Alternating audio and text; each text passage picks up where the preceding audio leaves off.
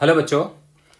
Last lecture में हम लोग टॉर्क के बारे में बात कर रहे थे और एक छोटा सा एग्जांपल करते हैं तो लास्ट लेक्चर रिवाइज हो जाएगा हमारे पास सपोज करो ये डिस्क है, ऐसे डिस्क है और सेंटर पे हिंज है, मतलब सेंटर के अबाउट ये घूम सकती है और इसका रेडियस है आर के इक्वल और हमने इस पर बहुत सारे अलग अलग फोर्स अप्लाई कर रखे हैं। मान लो एक फोर्स हमने ऐसे लगाया हुआ है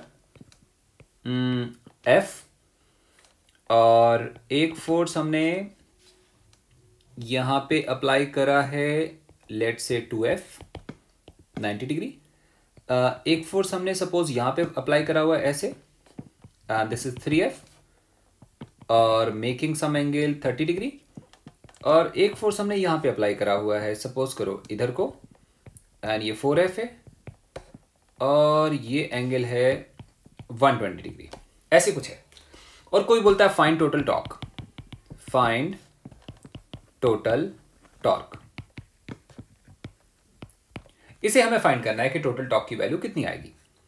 तो अगर ध्यान से देखें तो हम अलग अलग टॉर्क निकाल सकते हैं, अलग अलग टॉर्क निकालेंगे। सबसे पहला पॉइंट है टॉर्क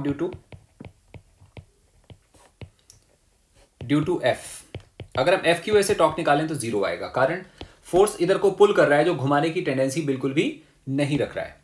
अगर हम 2F की वजह से बात करें कि टॉर्क ड्यू टू 2F, तो इसका जो आंसर आएगा वो आएगा 2F इंटू आर, मतलब फोर्स इंटू परपेंडिकुलर डिस्टेंस। ये फोर्स होगा, ये परपेंडिकुलर डिस्टेंस होगी और जो आर के इक्वल है, सो 2F इंटू आर के इक्वल हमारे पास वैल्यू आएगी। और कौन से डायरेक्शन में घूमेगा आप ध्यान से देखो, ये वाला फोर्स लग रहा है तो ये ऐसे घूमेगा और ये कौन सी डायरेक्शन होगी, this direction would be anti clockwise direction. Similarly हम बात कर सकते हैं 3F की वजह से। 3F के आएंगे दो कंपोनेंट, एक आएगा कॉस और एक आएगा साइन। कॉस की वजह से कुछ नहीं होना, साइन की वजह से होना है। तो अगर हम बात करें टॉर्क ड्यू टू 3F, तो वो इक्वल टू आएगा 3F का साइन 30 और साथ में R, that is equal to 3FR/2 और ये भी आएगा एंटी क्लॉकवाइज। थोड़ा देखो डायग्राम को, देखो ध्यान से, किधर को घुमाने की कोशिश करेगा, ये सेम डायरेक्शन में, ये एंटी क्लॉकवाइज है, ये भी एंटी क्लॉकवाइज होगा और ये घुमाएगा। अच्छा 4F की बात करें तो अगर हम एंगल की बात करें तो एंगल हमें ये वाला गिवन है, but actually we need this angle, ये एंगल चाहिए और ये कितना होगा, ये 60 होगा। अगर ये 60 होगा तो 4F के कंपोनेंट आएंगे, एक 4F का इधर को कंपोनेंट आएगा जिसकी वजह से कुछ नहीं होगा, एक 4F का इधर आएगा जिसकी वजह से होगा। लेकिन ये जो कंपोनेंट आएगा ये कहां पे घुमाएगा, ये क्लॉकवाइज डायरेक्शन में घुमाएगा और वो साइन कंपोनेंट होगा। तो हम लोग कह सकते हैं torque due to 4F and that is 4F sin 60 multiplied by R, and this direction is clockwise. So this is equal to 2FR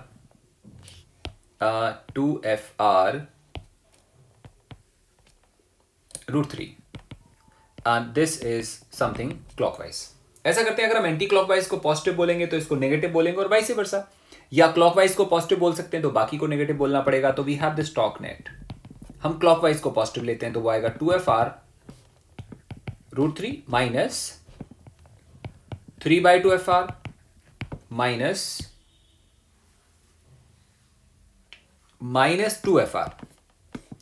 minus 2FR और this is equal to 2√3 minus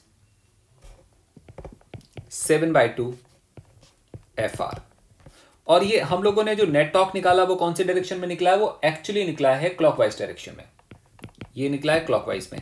but हमें साफ साफ दिख रहा है ये छोटा है और ये बड़ा है, इसका मतलब नेट आंसर जो आएगा वो आंसर ऑपोजिट डायरेक्शन में आएगा और उसके हिसाब से हम कैलकुलेट कर लेंगे। या इन शॉर्ट ऐसे बोल सकता हूं मैं कि अगर ये पॉजिटिव आएगा तो नेट टॉर्क क्लॉकवाइज में होगा और अगर ये नेगेटिव आएगा तो नेट टॉर्क एंटी क्लॉकवाइज में होगा। बस आप ऐसे हमेशा याद रख सकते हैं। सो आप किसी भी डायरेक्शन में अज्यूम कर लो, टॉर्क को पॉजिटिव दूसरे को नेगेटिव। पॉजिटिव आएगा तो वो अज्यूम डायरेक्शन सही है, अगर नेगेटिव आएगा तो अज्यूम्ड डायरेक्शन सही नहीं है।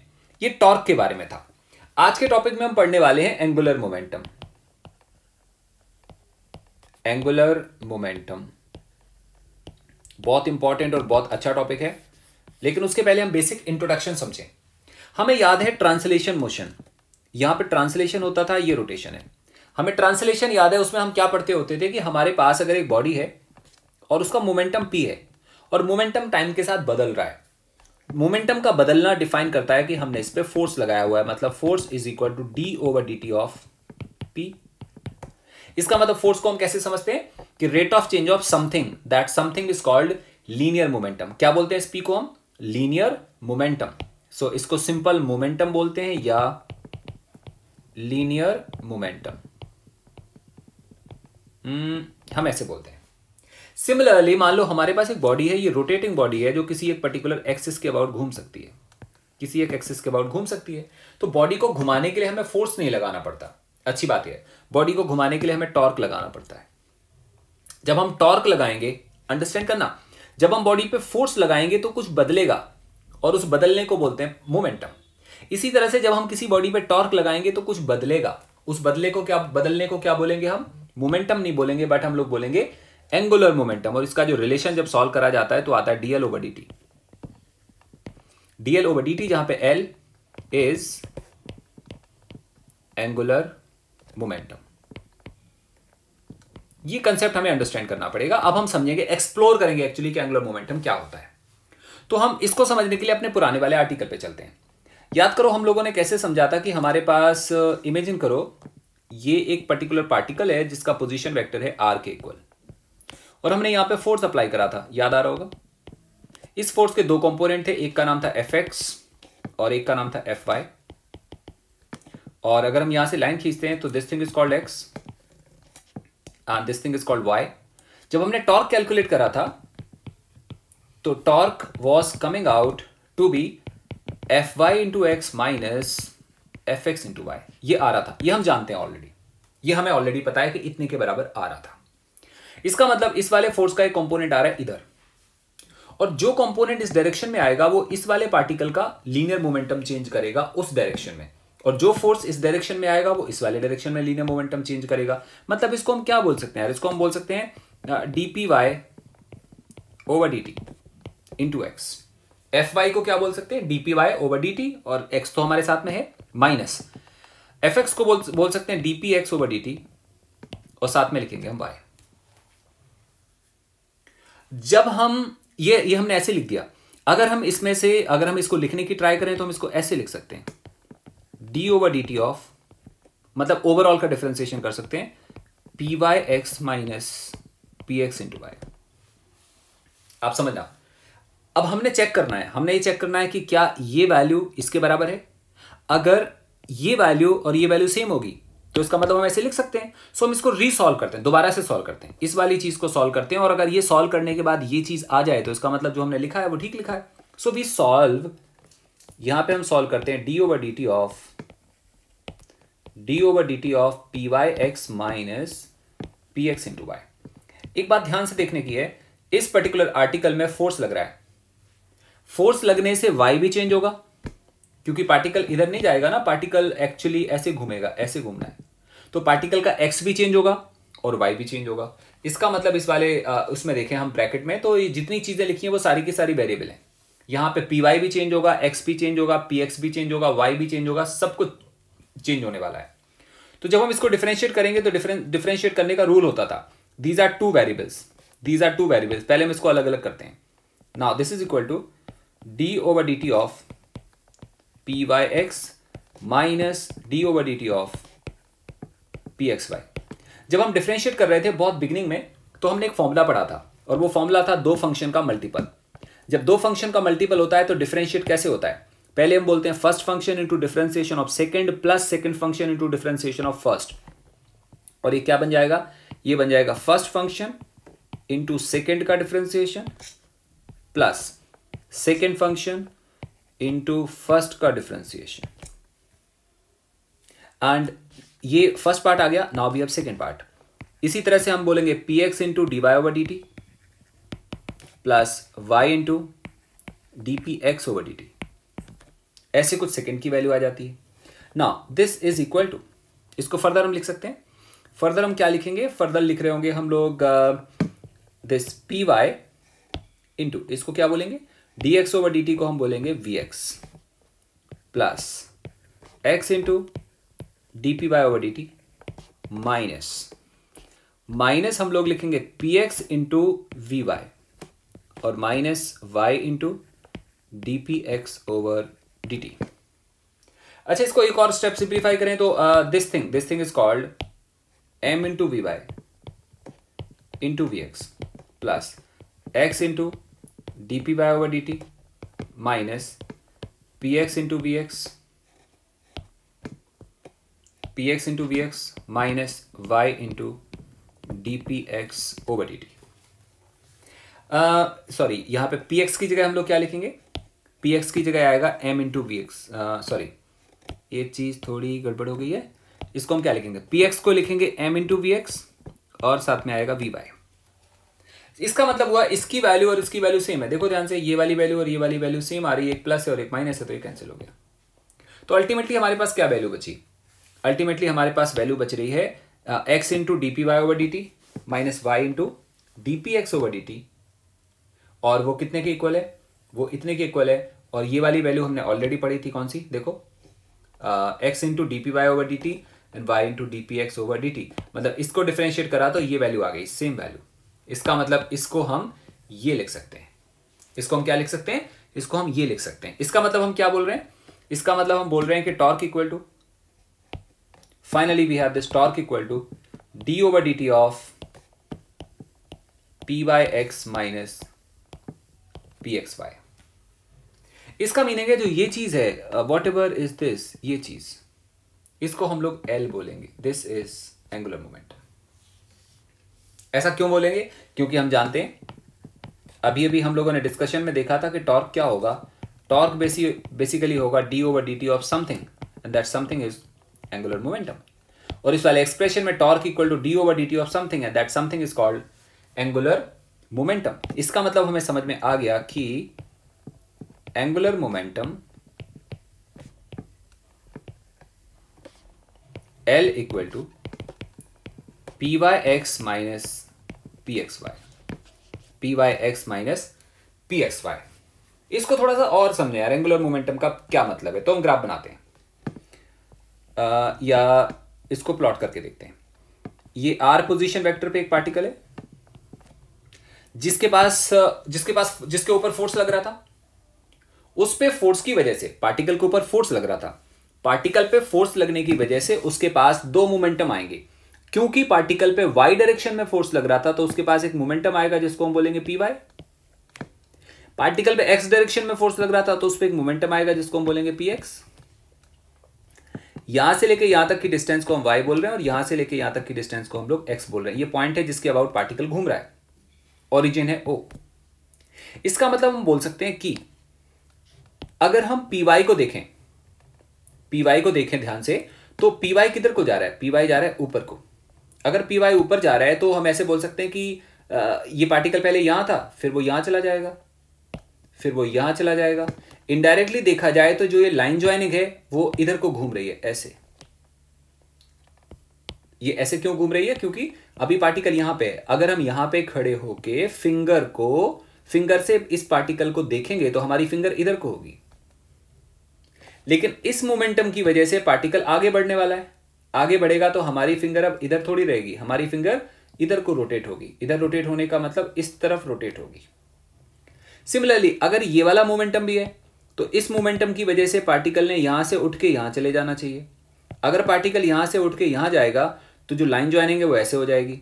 तो हमारी फिंगर जो अभी इधर को अलाइन कर रही थी, अब वो किधर अलाइन करेगी? वो इधर अलाइन करेगी। तो रोटेशन कहां हो रहा है फिंगर का? इधर हो रहा है।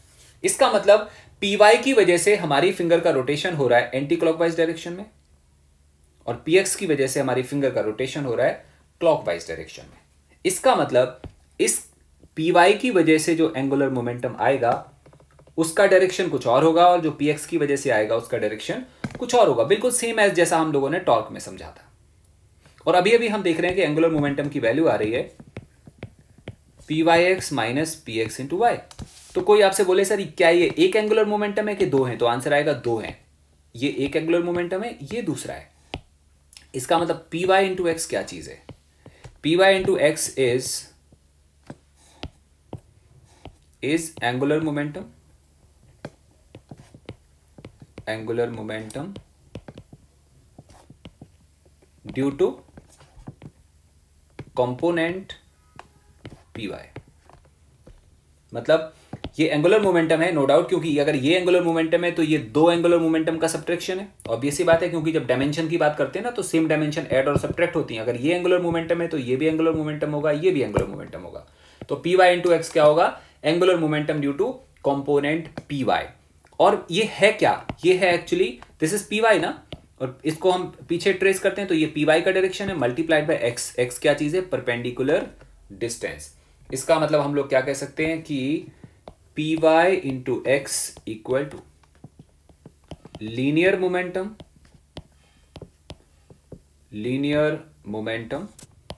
along y axis multiplied by perpendicular distance from origin। और perpendicular distance from origin, perpendicular किसके ऊपर? परपेंडिकुलर आएगा मोमेंटम लाइन के ऊपर। मतलब पार्टिकल का मोमेंटम जिस वाली लाइन में होगा उसके ऊपर जो परपेंडिकुलर डालेंगे उसको हम बोलेंगे perpendicular distance.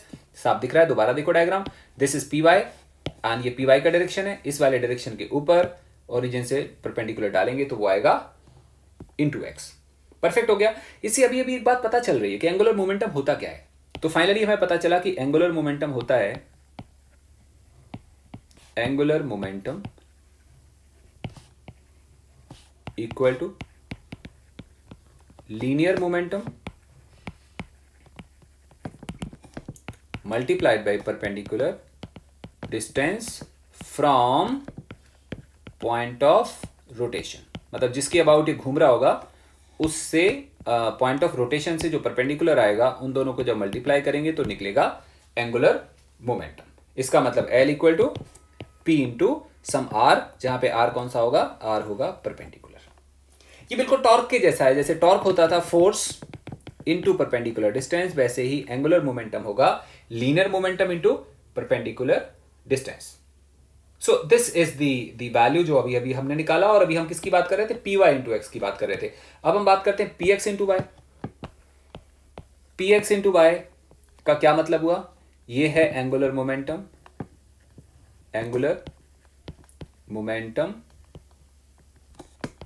Due to linear momentum p x. मतलब जो पी एक्स लीनियर मोमेंटम होगा उसकी वजह से जो आएगा उसको हम बोलेंगे angular momentum p x into y. Diagram में दोबारा देखते हैं, पी एक्स इंटू वाई क्या होगा? ये पी एक्स है, अगर हम इसको पीछे तक एक्सटेंड करें तो ये वाई होगा।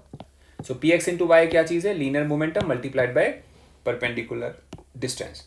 तो ये भी, इसको भी हम बोल सकते हैं क्या? L equal to linear momentum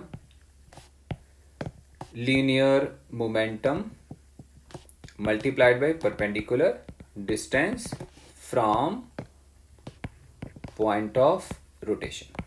मतलब पॉइंट ऑफ रोटेशन से जो परपेंडिकुलर डालेंगे वो आएगा हमारे पास एंगुलर मोमेंटम। क्लियर? सो हमें अभी समझ में आ गया कि एंगुलर मोमेंटम क्या चीज है। थोड़ा सा देखते हैं। जैसे हमारे पास कोई बोले एक एग्जांपल, एक हमारे पास पार्टिकल है ऐसे, और ये सेंटर है और ये घूम रहा है कितने रेडियस में? R रेडियस में, और इसकी वेलोसिटी है v के इक्वल।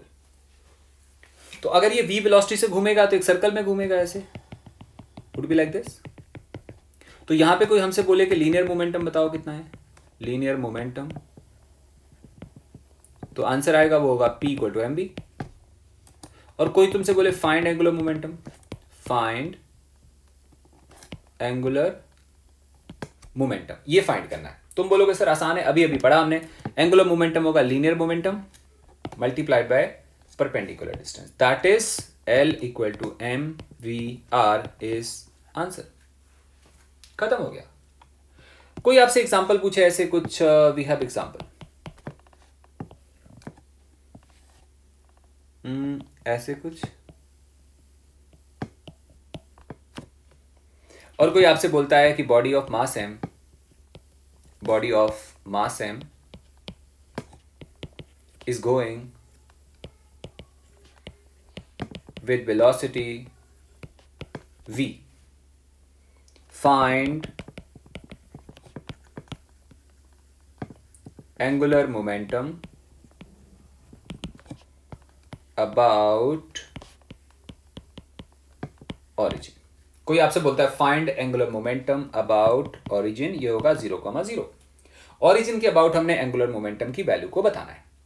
तो ओरिजिन के अबाउट एंगुलर मोमेंटम क्या आएगा, कोई आपसे बोले तो तुम बोलोगे सर आसान है, वो आएगा 0। कारण है एंगुलर मोमेंटम होता है linear momentum into perpendicular distance. ध्यान देना, linear momentum into perpendicular distance. अगर लीनियर मोमेंटम इधर होता और हमें इसके अबाउट निकालना होता तो यहां से कुछ ना कुछ परपेंडिकुलर ड्रॉप हो जाता है, इसको हम बोलते हैं P मतलब परपेंडिकुलर डिस्टेंस। लेकिन अगर लीनियर मोमेंटम इधर हो और कोई हमसे बोले इसके अबाउट निकालो, तो ये लाइन इसी पॉइंट से पास करेगी, परपेंडिकुलर डिस्टेंस कितना आएगा, 0 आएगा। ऐसे वाले केस में भी सेम हो रहा है, हमने इसके अबाउट निकालना है, ये लाइन कहां से पास कर रही है, ओरिजिन से, परपेंडिकुलर डिस्टेंस कितना आएगा, 0 आएगा। अगर ऐसा होगा तो L की वैल्यू वुड बी 0। मतलब इस वाले केस में एंगुलर मोमेंटम की वैल्यू 0 के इक्वल आएगी, क्योंकि लीनियर मोमेंटम लाइन उसी वाले पॉइंट से पास कर रही है जहां से उसने पास ऑलरेडी, जहां से जिसके अबाउट निकालना है वहीं से पास कर रही है। हाँ, अगर इसी केस में कोई आपसे ऐसे बोले, वी हैव दिस एग्जांपल कि अगेन ये ओरिजिन है, एक पार्टिकल यहां पे और ये ऐसे भाग रहा है, पैरेलल टू एक्स एक्सिस भाग रहा है। एंड सपोज करो इस टाइम इसके कोऑर्डिनेट हैं 2,4 एंड वेलोसिटी इज 10 मीटर पर second and mass is 2 kg। ये है एक्स एक्सिस, ये है वाई एक्सिस, और कोई बोलता है फाइंड एंगुलर मोमेंटम